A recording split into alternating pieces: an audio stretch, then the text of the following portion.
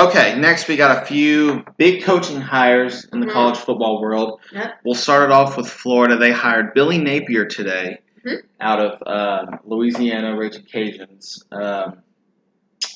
Initial reactions, I think it's a good hire. I'm not mad about it. I'm not mad about it. I don't think it's a home run yet. I think it could be a home run in the coming years.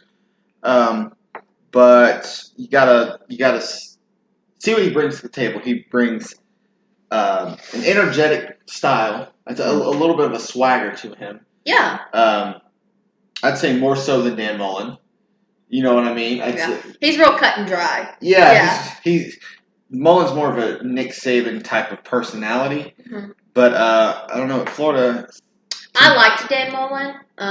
He's the Florida fan, so we just follow Florida. Yeah. I liked Dan Mullen, but I think a lot of players saved his job, and we could probably say that about tons of coaches. Yeah. But I mean, even back to Felipe Franks. Yeah. If he wouldn't have got injured, I mean, Kyle Trask would have never gotten put in, and then it's like, I mean, you were choosing him over Kyle Trask? Yeah. I think the biggest issue, two biggest issues with Dan Mullen. One were his recruiting. Wasn't a really good recruiting coach. More focused on player development other than recruiting, which is odd because you would think the two go hand in hand. Yeah. Not a good recruiting coach, and he always, to me, has picked seniority over talent.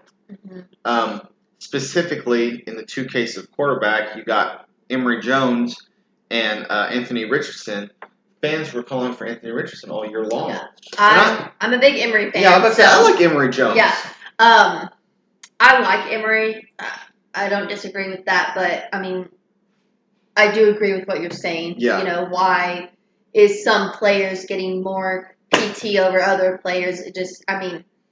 That Kyle Trask thing will really blow your mind. Yeah. It's like you have that kind of talent sitting on the bench for so many years. I mean, he was a bomb.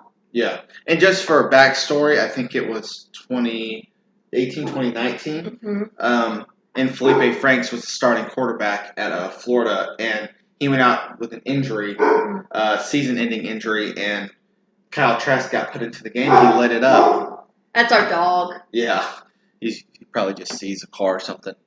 But, he lit it up. Felipe Franks went out with the injury, and you kind of have to wonder, would that have ever happened if he never got injured? Would have Trask just sat on the bench until his senior year?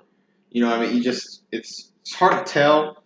And not even that, I think, sorry to cut you off, I think it was still like a question whether Kyle Trask was gonna be put in. It was like Emory Jones or Kyle Trask. Yeah. And I think even that is absurd, and I love Emory Jones, but it's like, I mean, you had Kyle Trask almost as a third string. I would say, who's making that call? Yeah, I would say he was a borderline third string because those years when it was Felipe, Emory, and Trask, I would say Emory got at least a little bit of game time. He'd go out there and do a few wildcat plays. But the first time Trask stepped on the field was after Felipe got hurt, and you kind of have to wonder if he would have ever been really put in if that wouldn't happen. If Mullen would have his job up until this point, I mean, or if that would have been the end of his season, because I mean, I know Felipe got hurt early on, but if I remember right, they really weren't even the best that year. Like, they weren't doing that well, and then Kyle Trask kind of just took over and led them straight to the end. Yeah, until he got drafted. Yeah. But overall, I know we kind of got off on a rant on Mullen, but I think Napier is an upgrade, an improvement from Mullen. Absolutely, I think he's proven himself. Yeah, it's with the. Let's see, I have the numbers right here. He went 32-5 over the last 3 years at Louisiana. That's really solid. And very solid. Over the last 2 years, only has 2 losses. That's I mean, not many coaches can say that. I think the biggest question is, will that translate to the SEC? Right. He's playing in a very different division right now. Not to say it's not anything to be proud of, because I think every year he's been their coach, he's improved. Their record has improved every single year. Every season. So it's just like you said. The big question is, will it translate? And I think it will. I think he's proven himself. I think it's a different ball game, but I think obviously I think he has what it takes. And scared money don't make money. So if you've seen that post game interview, that's awesome. I Yeah. love that. Yeah. That's super cool.